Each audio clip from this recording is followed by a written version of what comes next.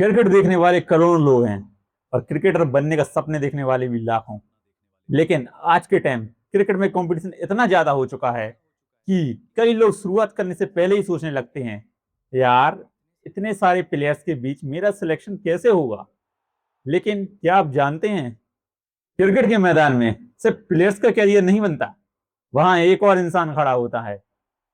न बैटिंग करता है, न बॉलिंग करता है, न कैच पकड़ता है, फिर भी उसके बिना मैच शुरू नहीं हो सकता। और उसकी एक उंगली ऊपर उठते ही किसी की भी सेंचुरी अधूरी रह जाती है, किसी टीम की उम्मीद टूट जाती है, और कभी कोई पूरा स्टेडियम उसके खिलाफ हो जाता है। जी हाँ, हम बात कर रहे हैं क्रिकेट अंपायर की। अब सवाल ये है, आखिर क्रिकेट अंपायर कैसे बनते हैं? क्या बस रूल्स याद करने होते हैं? कितना पैसा मिलता है?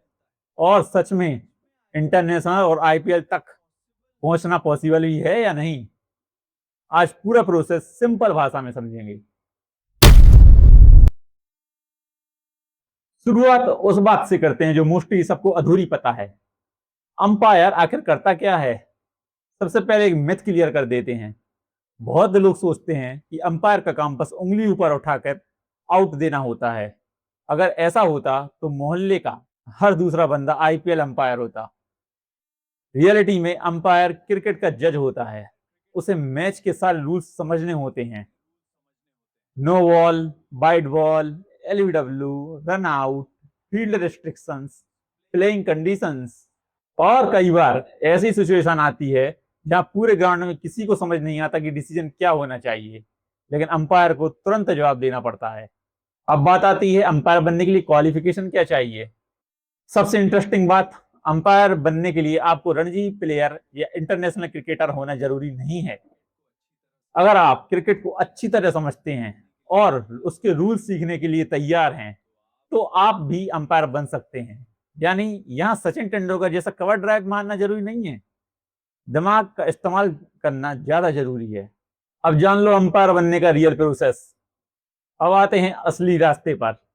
सबसे पहले आपको अपनी स्टेट क्रिकेट एसोसिएशन पर नजर रखनी होती है।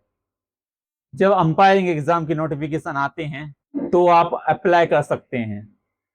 कोई बड़ी क्वालिफिकेशन नहीं चाहिए, फिर भी 12th या ग्रेजुएशन सही रहेगा।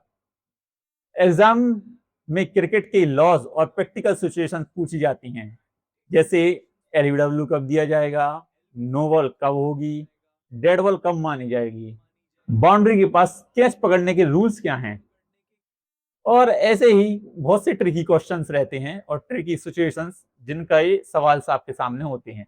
अब बात आती है सिर्फ एग्जाम पास करना ही काफी है। यहीं पर ज्यादा लोग कंफ्यूज हो जाते हैं।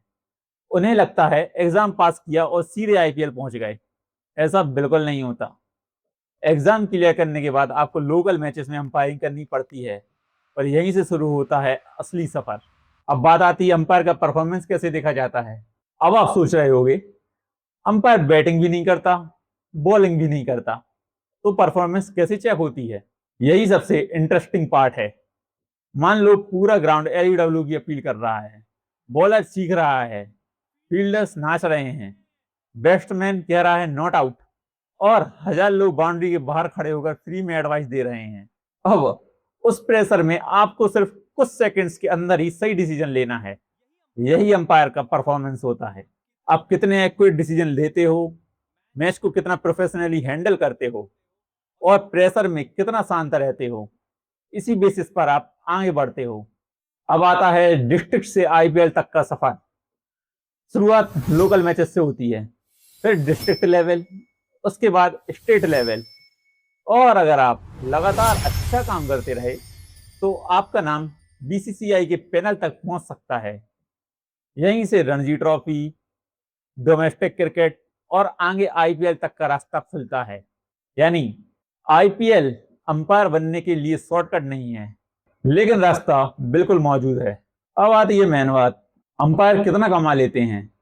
अब बात करते हैं उस सवाल की जो हर इंडियन के दिमाग में सबसे पहले आता है, पैसा कितना मिलेगा।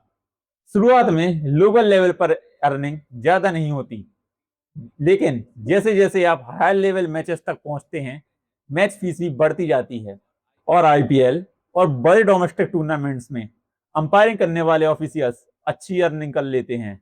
तो अगर आपको लगता है कि क्रिकेट में कैरियर बनाने के लिए सिर्फ बैट या बॉल ही पकड़नी पड़ती है, तो शायद आज आपकी सोच थोड़ी बदल जाएगी, क्योंकि क्रिकेट में एक ऐसा कैरियर भी है जहां खुद रन बनाने की जरूरत नहीं पड़ती, लेकिन आपके एक डिसीजन पर पूरे मैच का रिजल्ट बदल सकता है। और सच बताऊं, कभी कभी स्टेडियम में सबसे ज्यादा प्रेशर बैट्समैन पर नहीं, अंपायर पर होता है। तो बताइए, अगर कल मौका मिले, आप प्लेयर बनना पसंद करेंगे या अंपायर? कमेंट में जरूर बताना। बहुत बहुत धन्यवाद आप